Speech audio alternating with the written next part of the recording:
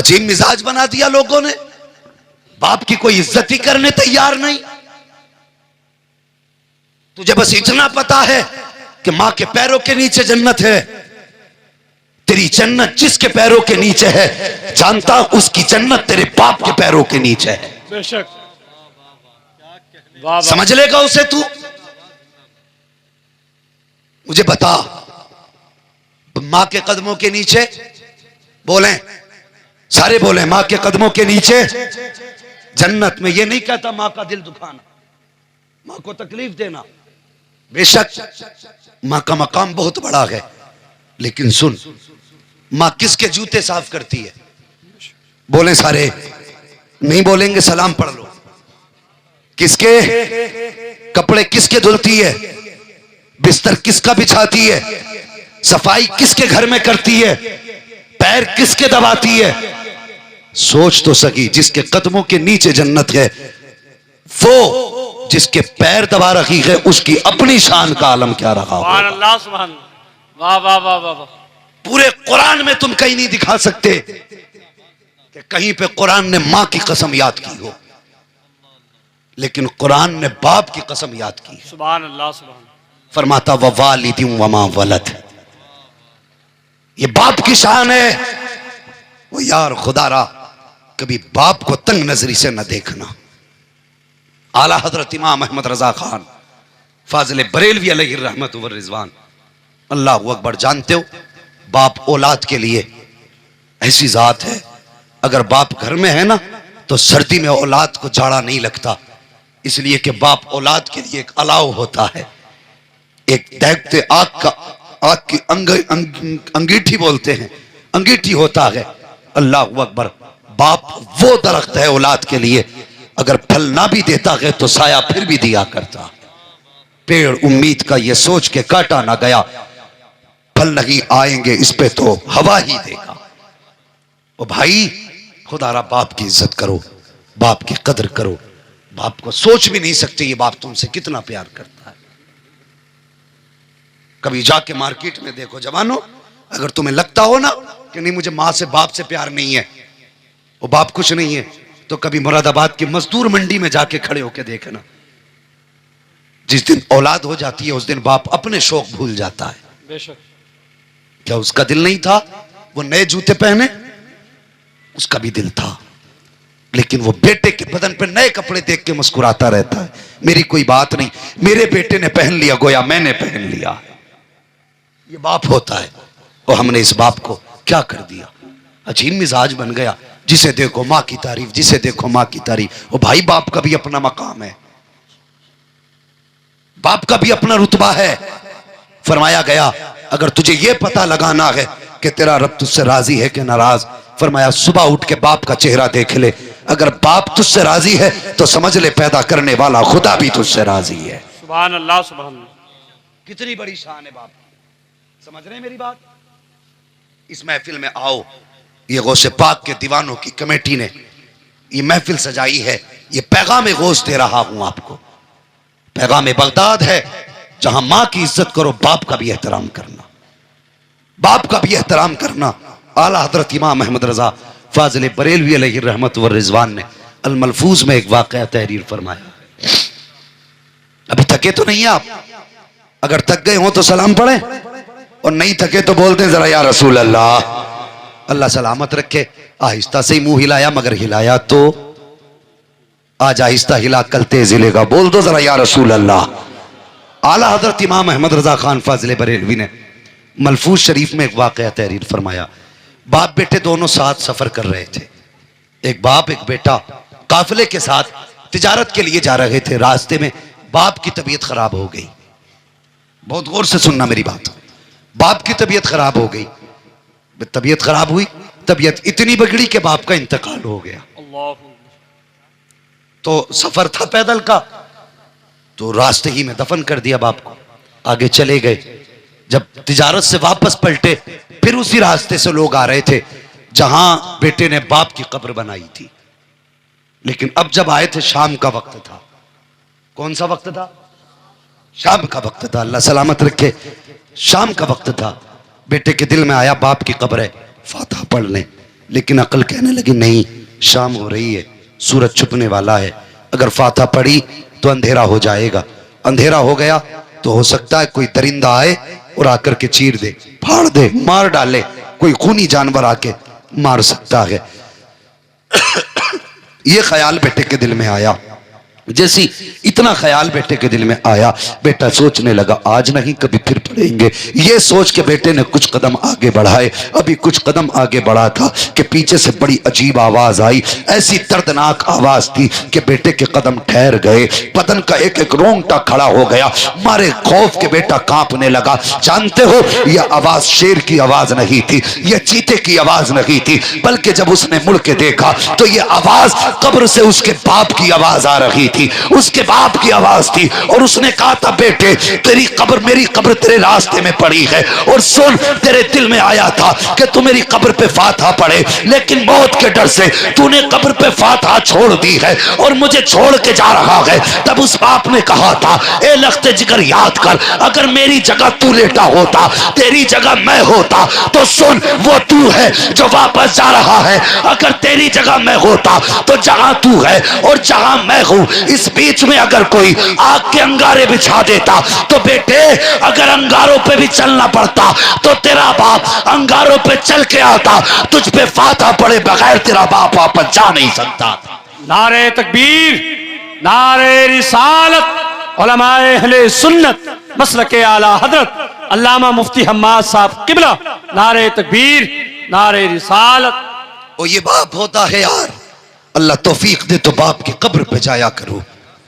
महीने गुजर जाते हैं, हम तो जाते तो शबे कद्र में जाएंगे बाप की कब्र पे, शबे बारात पे जाएंगे हम, उससे पहले बाप की कब्र की याद नहीं आती। और चले जाया करो, तुझे तो याद नहीं आती, खुदा की कसम वो कब्रिस्तान में लेट के तुझे याद करते हैं। उनका दर्द हम समझ नहीं सकते, इसलिए कि हमने दीन सीखा ही नहीं। हम क्या जाने कब्रों में क्या होता है, हम क्या जाने हमारे मरने वाले हमसे क्या चाहते हैं। जब कोई जाता है ना, मान लो कब्र मेरी हो, इनसे मिलने वाला आए, तो जो इनसे मिलने आता है मैं उससे कहता हूं मेरे बेटे को भेज देना, कई दिन हो गए उसे देखा नहीं है।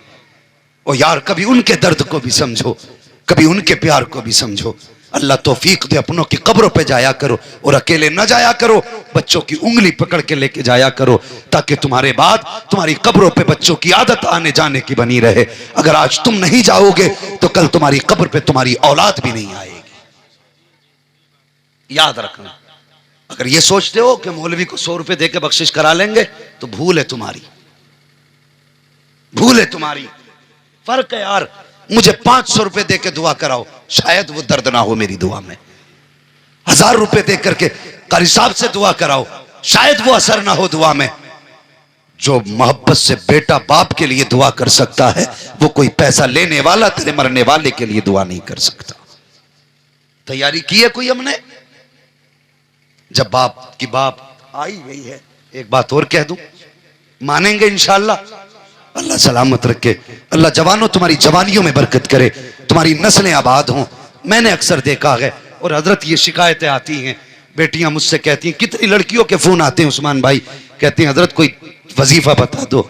मैं पूछता हूं क्या हुआ, तो कहती हैं बाप के इंतकाल के बाद 4 साल हो गए, अभी तक भाई बुलाने तक नहीं आया है।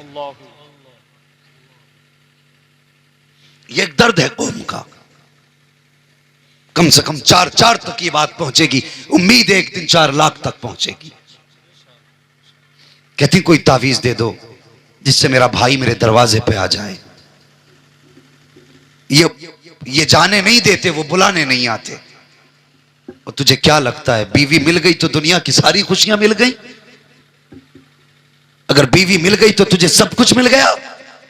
खुदा की कसम, कल भी तेरे घर में जो बरकत थी बहन के कदमों की वजह से थी, आज भी जो बरकत है बहन के कदमों की वजह से बरकत है। अगर तुझे लगता है बहनें आएंगी तो तेरे नसीब का खा जाएंगी, सोच गलत है तेरी। आज भी दावे से कहता हूं, अगर घर की बरकतें उड़ जाएं, मुसल्ला बिछा ले, बहन को आगे बैठा ले, हाथ उठा दे और कह दे या अल्लाह इस बहन के सदके में रोजी दे दे। हाथ नीचे बाद में आएंगे, खुदा की तरफ से रोजी पहले उतार दी जाए। सुभान अल्लाह, सुभान अल्लाह, जिंदाबाद जिंदाबाद। तेरी वजह से अगर बहनें रोई तो फिर मरने के लिए तैयार हो, अल्लाह तुझे कब्र में गिरा के इतना रुलाएगा, इतना रुलाएगा। आज बहन रो रही है ना, तो उसके आंसू पोंछने वाले हैं, शोहर है आंसू पोंछने वाला, औलाद है आंसू पोंछने वाली, बेटी है आंसू पोंछने वाली, बेटा है आंसू पोंछने वाला। उसका तो दुख टल जाएगा, उसका तो गम ढल जाएगा, लेकिन रुलाने वाले याद रख, अगर तू मरेगा खुदा कब्र में गिराएगा, इतना रुलाएगा, इतना रुलाएगा कि रोते रोते आंसू खत्म हो सकते हैं, कोई आंसू पोंछने वाला नजर नहीं आए। अगर चाहते हो कब्र में रोना ना पड़े, आज अपनी वजह से किसी बहन को रोने पे मजबूर ना करो। क्या ये बात नहीं है? जिस दिन बाप का जनाजा उठा, बच्चियां कह देती हैं अब तो मैं कहीं खत्म हो गया। ये अलमिया नहीं है। एक तो बहन की जायदाद पे सांप बन के बैठा है, ऊपर से उसका घर में आने का हक नहीं। हिसाब तो बेटे देना पड़ेगा। जो 2 हिस्से बेटे के और 1 हिस्सा बेटी का खा के बैठते हो, फरिश्ते हलक में हाथ डाल डाल के निकालेंगे। उसकी जायदाद पे सांप बन के बैठे।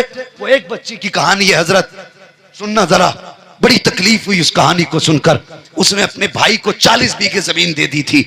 ले भाई क्या करूंगी, मेरी जायदाद तू ही ले ले, बस जब कभी आ जाया करूं तो वक्त पे 2 रोटी खिला दिया करना। बड़ी बात उसने कही थी बेटी ने।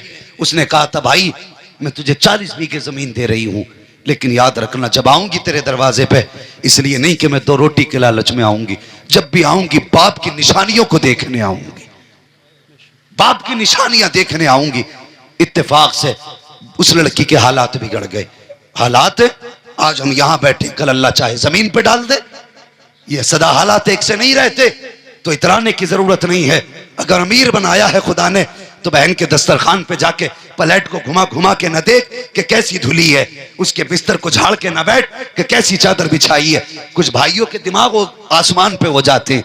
बहनों के घर जाएंगे तो यूं कपड़ा लेंगे, बिछी चादर को यूं झाड़ेंगे। औकात दिखा रहा कमबख्त अपनी, कि ये दिखाना चाहता है कि तेरी औकात ये है कि तू गरीब है मैं अमीर हूं, जो चादर तूने बिछाई है ये मेरे लायक नहीं है। और जब बर्तन आगे लाए जाते हैं उठा के प्लेटें चेक करता है, फिर कहता था एक बार और पानी निकाल ला। ओ जालिम, तुझे पता है किसके दस्तरखान पे बैठा है, तुझे होश नहीं है। अगर तेरे प्लेट धोने से इसका दिल टूट गया तो याद रख, कोई तुझसे राजी हो या नाराज फर्क नहीं पड़ता। अगर ये रूठ गई तो मदीने वाला भी रूठ जाएगा, खुदा भी नाराज हो जाएगा। बहुत अच्छा। सोच समझ के कदम उठाया कर।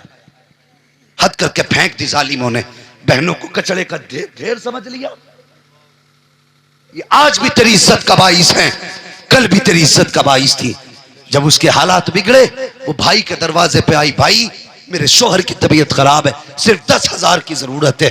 ये कोई बहुत पुरानी कहानी नहीं है, बहुत जल्दी की कहानी है। अगर चुगली ना होती, गीबत ना होती तो नाम भी बता देता, एड्रेस भी बता देता। लेकिन सुन, जब वो बहन भाई के दरवाजे पे 10,000 के लिए आई तो भाभी ने धक्का दिया और कहा कि अभी तक तेरी नीयत में पाप बसा है, कब तक लूटती रहेगी। ये कह के धक्के दे के वापस कर दिया। और मुझे बता, अगर दरवाजे से बहनें रो करके जाएंगी तो तुझसे किसने कह दिया जन्नत तेरे इंतजार में है? नहीं, खुदा की कसम, अगर बहन तेरे दरवाजे से रो के गई तो दावे से कह के जाता हूं जन्नत तेरे इंतजार में नहीं। मर के देख, अल्लाह कब्र को तेरी जहन्नम का ईंधन बना दे। अल्लाहु अकबर, अल्लाहु अकबर, अल्लाहु अकबर। खुदारा कभी बेटियों के रोने का सबब न बनना।